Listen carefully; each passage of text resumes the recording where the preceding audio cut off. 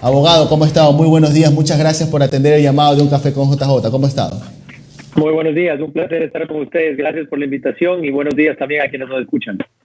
Gracias. Abogado, concreto, ¿usted cómo califica este proceso de renegociación que tuvo una altísima votación durante el día lunes por parte de los tenedores? Creo que estaba en cerca casi del 98%. ¿Cómo califica este proceso de renegociación que ha liderado en este caso el ministro Richard Martínez?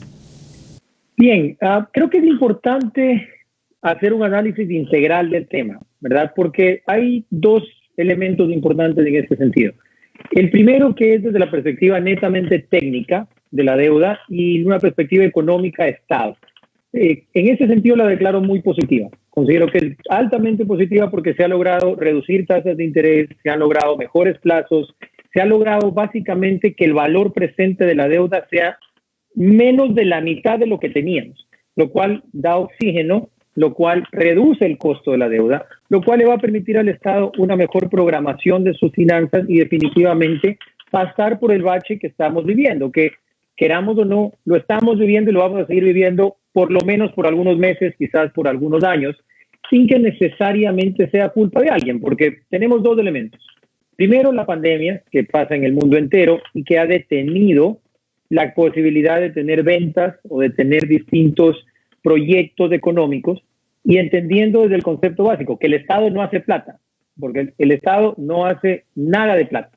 El Estado simplemente recibe dinero de los impuestos y recibe algo de dinero de los distintos recursos naturales cuando la legalidad se lo permite, en nuestro caso, sobre todo petróleo y ahora algo de minas. El precio del petróleo se ha caído y como no se vende, no hay impuestos. Entonces el Estado simplemente no tiene plata y esa es una realidad. Desde esa perspectiva es positiva la renegociación de la deuda, logramos muy buenas cosas, pero el segundo punto, que seguro lo podemos discutir largo, así que solo hago una pequeña introducción a eso, es ¿qué va a pasar con la plata que se liberó? Porque esto es tan sencillo como la plata de una familia, ¿verdad? Porque si yo gano hoy $1,000, me gasto 600 para sobrevivir, 300 estoy pagando de deuda y 100 tengo libre, ¿verdad? Si el día de mañana pasa lo que ya le pasó al Ecuador, que es que le cortan sus ingresos, ¿verdad? A muchas familias ecuatorianas le ha pasado, le bajan el sueldo el 25%, gana solo 750, ya no 1,000. Entonces ya no tiene para pagar los 600 y los 300 de la tarjeta. Si logra renegociar esa tarjeta, tirar un poco más allá el plazo, ¿verdad? De repente logra pagarla y ganamos algo de tiempo. Pero eso no significa, primero, que no se va a tener que pagar. Y segundo, que automáticamente estamos mejor como país. Va a depender de qué va a hacer ese padre de familia con los $50 liberados, si se quiere, digamos que refinanció los 300 mensuales a 100 mensuales, pues va a pagar 600 para vivir, 100 para la tarjeta y le quedan 50 liberados de esos 750 que gana hoy. ¿Qué va a hacer con eso? Que no es mucho, pero algo es, va a definir si ha sido positivo o no para el país. Si el gobierno utiliza ese dinero liberado para pagar adecuadamente al IES, para pagarle a los médicos, para traer la vacuna que necesitamos, para fomentar lo adecuado de la economía, entonces será un proceso integralmente positivo. Si nos sigamos feriando la plata en casos de corrupción, en sobreprecios y en temas de inadecuados, entonces simplemente hemos pateado la pelota para adelante. Abogado Cubi, le saluda Jimmy Jairala, ¿cómo está usted?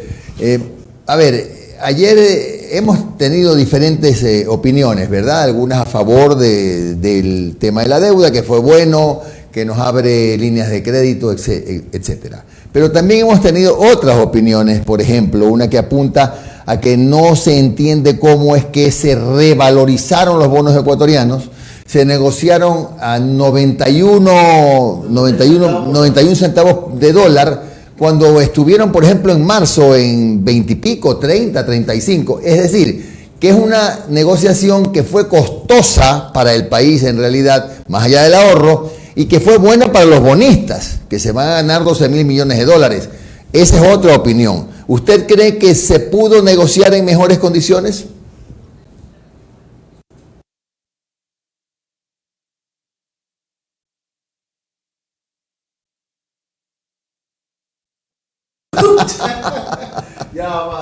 A ver, vamos a ver hasta dónde me escuchó, pues, ¿no? Vamos a ver hasta dónde me escuchó el invitado. Estamos llamando nuevamente. Bueno, disculpa, ahora sí. A ver, aquí estamos. ¿Hasta dónde me escuchó, por favor, abogado? Gracias, Jimmy. Buenos días. Escuché hasta hubo algunas versiones de ayer, unas positivas, otras no tan positivas, y hasta ahí me quedé. Perfecto, entonces vamos a la parte medular.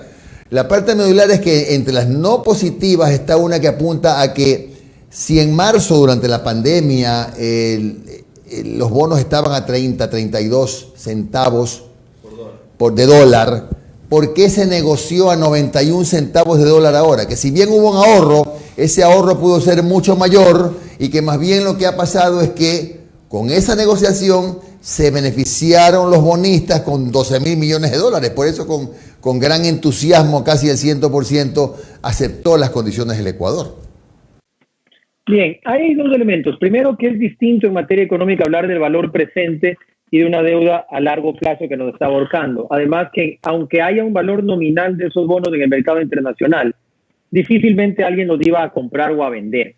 Si yo como bonista encuentro que ese bono está a un precio que no me conviene y tengo las herramientas jurídicas por contrato para presionar al país a que me pague, simplemente no lo vendo. Entonces, uno puede decir que está ahí y está bien y podría haber sido un valor, pero finalmente no se ejecuta. Históricamente en el Ecuador no hemos podido ejecutar nunca esos precios porque nuestros bonistas normalmente se protegen bien jurídicamente al firmar los contratos y por lo tanto no había forma realmente de forzarlos a vender a ese precio, porque son ellos los dueños de ese bono. No es que el Ecuador tiene la libertad de decir, mira, ahora te voy a pagar tanto. Eso sería un incumplimiento contractual. El bonista, si es que necesita plata urgente, podría ir al mercado y venderlo a esos 38 centavos.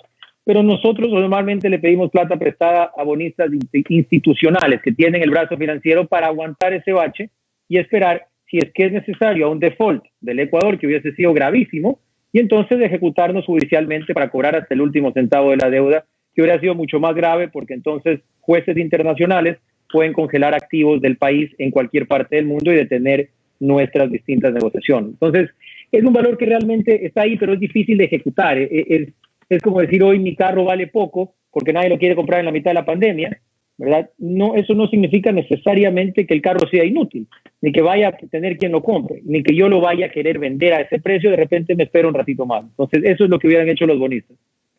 Abogado, ¿en qué medida el haber culminado la renegociación o el reperfilamiento, le llaman, de la deuda en bonos de este tramo de 17.000 y pico de millones, nos ata a seguir cumpliendo obligaciones, compromisos con el Fondo Monetario Internacional, como continuar reduciendo el tamaño del Estado?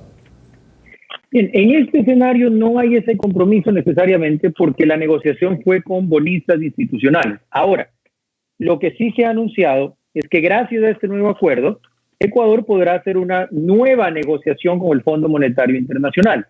En esa nueva negociación tendremos que ver cuáles son las condiciones, cuáles son los pedidos, cuáles son los acuerdos a los que se alcanzan. Entonces, la renegociación de bonos no ata necesariamente a nada con el Fondo Monetario, pero parecería que la intención del gobierno sí es seguirse acercando. Y sobre eso creo que es importante un tema. El Fondo Monetario realmente al final es un prestamista más, que puede imponer condiciones, no necesariamente en el contrato, pero sí para hacer nuevos desembolsos. Pero siempre es el gobierno de turno el que decide si lo toma o no lo toma. Es decir, el Fondo Monetario no es alguien que te da esa plata a la fuerza. Es importante que sea entonces el gobierno el que al momento de negociar ponga las condiciones correctas, porque ojo, sea el Fondo Monetario, sea China, las condiciones malas son malas. Fíjense, los chinos ahora nos tienen el barco pesquero, que justo escuchaban en el entrevistado anterior, los barcos de estos destruyendo Galápagos, y nosotros de rodillas pidiendo otra vez créditos con petróleo. Abogado, una pregunta antes de darle paso a Omar. ¿Por qué, por ejemplo, Argentina está a punto de cerrar sus negociaciones con los bonistas, a los que se les va a reconocer 54 centavos de dólar por cada bono? Y nosotros negociamos a 91. Dígamelo, porque le digo honestamente, no estoy tomándolo como burla. No entiendo por qué esa diferencia. De acuerdo. A ver, realmente al final es lo mismo. Ecuador, bajo el lenguaje que está utilizando Argentina, Ecuador pagó 49 centavos de valor presente por cada bono. Argentina va a pagar 54 centavos de valor presente por cada bono. Eso en términos de cálculo económico. Es decir, la negociación ecuatoriana le ganó por 5 centavos respecto al precio nominal a la Argentina. El tema es, cuando lo vemos en plata a largo plazo, no necesariamente es lo mismo. Entonces, esto ya es un trabajo de los economistas. Yo soy muy honesto, discuto esto porque me apasiona y me encanta, pero Yo soy abogado principalmente, entonces de materia económica comprendo el concepto del valor presente, que lo que hace es demostrar cuánto hoy nos representa a nosotros del pagar esos pequeños valores en lugar de toda la deuda que nos dejaba el líquido. Entonces, Ecuador, en términos económicos, logró una mejor negociación que Argentina a 49 centavos de valor presente. Abogado, usted dice que después de finalizada esta renegociación es muy probable que podamos sentarnos otra vez con el Fondo Monetario Internacional para buscar un acuerdo. A ver, y usted sabe que cuando se concreta un acuerdo con el fondo viene una receta, y esa receta suele ser de ajuste del Estado. La pregunta es, ¿hay todavía capacidad de ajuste en el Estado ecuatoriano cuando en los 2 últimos años se ha votado a decenas de miles de personas que han perdido su trabajo en el sector público? En un país en donde el sector público en su gran mayoría está conformado por miembros de la seguridad, profesores y salud. Si se sigue ajustando, vamos a tener que en algún momento tocar esos grupos sensibles para una sociedad. Eso estaría bien. Esa es una primera pregunta. Y una segunda, ¿es ético que este gobierno, que tiene un 9% de aceptación, más o menos, se siente a renegociar con el Fondo Monetario Internacional ya en el último tramo de su administración? ¿No sería bueno convocar a todas las fuerzas políticas que van a participar en las elecciones del 2021 para que le digan, oiga, mira, nos vamos a sentar con el Fondo Monetario y nos están planteando esto? No estoy diciendo pedirles permiso a los candidatos, pero por lo menos socializar con ellos lo que se está negociando. Gracias, Omar, por las preguntas, ambas valiosísimas. Entonces, primero, creo que es importante, y esto es una parte quizás técnica que no se ha debatido ampliamente en la sociedad ecuatoriana, porque lo que yo veo es un debate absoluto hay que achicar el Estado, que un grupo dice hay que achicarlo y hay que achicarlo y hay que achicarlo como sea, y otro grupo que dice no hay que achicarlo. Yo estoy en la mitad con una perspectiva clara. No podemos jamás achicar en salud, en educación y en seguridad. Esos temas no se pueden tocar, no se deben tocar y no se debe achicar. Así que ahí no. Sin embargo, yo sí creo, sea que hagamos de acuerdo con el fondo o no, que el Estado ecuatoriano tiene y debe achicarse un poco en temas no obligatorios para el bienestar ciudadano. En el gobierno anterior, más allá de ideologías políticas, el Estado ecuatoriano creció de manera progresiva, casi al triple de empleados públicos de lo que existía antes del inicio del gobierno. Bajo estándares internacionales, el número de empleados públicos del Ecuador sigue siendo bastante alto respecto a su Producto Interno Bruto y su número de habitantes. Entonces, yo sí creo que el Estado tiene donde achicarse, pero debe achicarse de forma técnica, de forma que no afecte a los servicios importantes como salud, educación y seguridad. En entidades que ya poco a poco uno va descubriendo que no sirven para más que generar trabas al sector privado o a la vida de los ciudadanos. Eso no va a ser un grueso porque efectivamente, como bien mencionas, la mayoría del gasto público está en salud, educación y seguridad, pero incluso ahí, y hay una segunda parte que tiene que ser muy cuidadosa, tenemos que entrar a analizar del gasto de salud, del gasto de educación y del gasto de seguridad, cuánto es realmente en salarios de profesionales y en insumos para darle servicio y cuánto es en gasto administrativo inflado que se ha utilizado para pagar favores políticos. Y este sí hay que recortarlo. 1. 2, sobre esa misma pregunta antes de ir a la segunda. Creo que es importante también no satanizar necesariamente a un único prestamista. O sea, yo tengo mis reservas importantes con el Fondo Monetario en ciertos temas, pero al mismo tiempo veo que la alternativa es China, que nos presta al 9% o al 10% de interés, que nos pide petróleo adelantado en preventa, que sería petróleo hasta el 2025, que eso sí sería un abuso para el próximo gobierno, pues significa que los 4 años del próximo gobierno no va a tener petróleo para vender afuera, y además nos ejerce presión para que contratemos con ellos los proyectos más importantes hidroeléctricos y ahora nos pone una flota inmensa a destruir Galápagos. Entonces, sí, el Fondo Monetario tiene ciertos elementos negativos, pero a veces no hay lo ideal. Hay que buscar a la menos fea para bailar en este escenario, que por lo menos para mí, los multilaterales en este momento han demostrado ser menos dañinos que China. No digo que sea el Fondo Monetario la mejor opción únicamente, vemos que los bonistas han resultado bastante interesantes, pero ojo. En cuanto a la segunda pregunta, creo que das en el clavo al mencionar que deberíamos convocar a la sociedad en general. Yo no estoy de acuerdo con que todo el dinero de los próximos años vaya a entrar en un acuerdo firmado por un gobierno que ya en, si no me equivoco, 8 o 9 meses va a dejar de estar en el poder.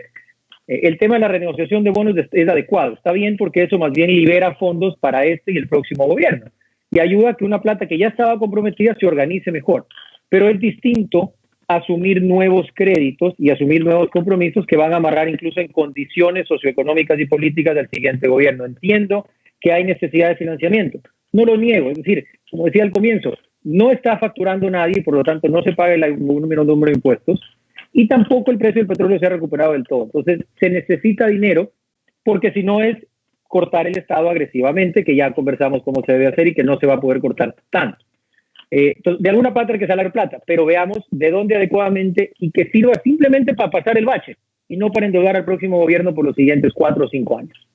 Abogado, volviendo al tema de la renegociación con los tenedores de bonos, un asambleísta ha solicitado información al ministro de Finanzas para que dé a conocer al país quiénes son, nombres y apellidos, cuándo compraron, a qué valor, cuánto se les va a pagar, o sea, toda la información con respecto a los bonistas internacionales del Estado ecuatoriano. ¿Usted cree que esa información debe ser suministrada y publicada por el Ministerio de Finanzas para que lo conozcan todos los ecuatorianos, o hay que guardar reservas para que no estos bonistas no tengan temor a futuro de comprar papeles del Estado? Absolutamente sí, y para todos. Una de mis mayores peleas en los últimos años ha sido que la deuda, por ejemplo, que contrató el gobierno anterior con China, es reservada. Si ustedes leen el artículo 422 de nuestra Constitución, es tan vergonzoso que la constituyente prohibió los tratados internacionales donde nosotros nos sometamos a jurisdicciones internacionales, excepto cuando sea por deuda externa. Entonces, ningún inversionista y ningún empresario puede venir al Ecuador y gozar de un arbitraje internacional, pero si es sobre deuda externa, entonces sí podemos hacer arbitraje y además sí puede haber secreto. Yo siempre estaré a favor de la transparencia, siempre estaré a favor de que todo ciudadano ecuatoriano sepa en qué se use su plata, porque la plata del Estado es plata nuestra, plata de todos. Así que de acuerdo con el pedido del asambleísta y que se aplique para toda la deuda. Yo no puedo entender cómo esos contratos de China siguen siendo secretos y esta información, la poca que se mantiene secreta, porque hay que reconocer que el gobierno actual en esta negociación de bonos, los contratos se han publicado, ¿verdad? No sea pública en toda su facción. Siempre estaré a favor de que haya transparencia y que seamos nosotros los que podamos hacer una veeduría para ver si es que es positivo para el país. Bueno, yo espero estar vivo para poder ver eso, abogado. Pero más allá de eso, se me complicó ya mi futura vida. ¿Usted está de acuerdo con algunos economistas que dicen que una de las formas, uno de los mecanismos para bajar las tasas de interés en el Ecuador que son tan altas es permitir la competencia de banca que llegue de afuera? ¿Usted está de acuerdo? ¿Y en qué condiciones también, no? Absolutamente sí, Jimmy. Absolutamente sí, porque mientras haya poca plata y nosotros sigamos circulando la misma plata que está aquí adentro, ¿verdad?, hay poca capacidad de nuevos créditos. Si viene la banca internacional, que básicamente lo que hace es inyectar más dinero a la economía, porque, ojo, hay mucha banca internacional que quiere venir al Ecuador porque tenemos tasas de intereses de maravilla.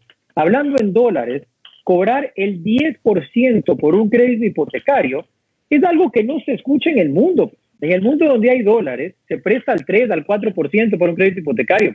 Entonces, para un banco internacional venir a prestarnos al 10 es feria.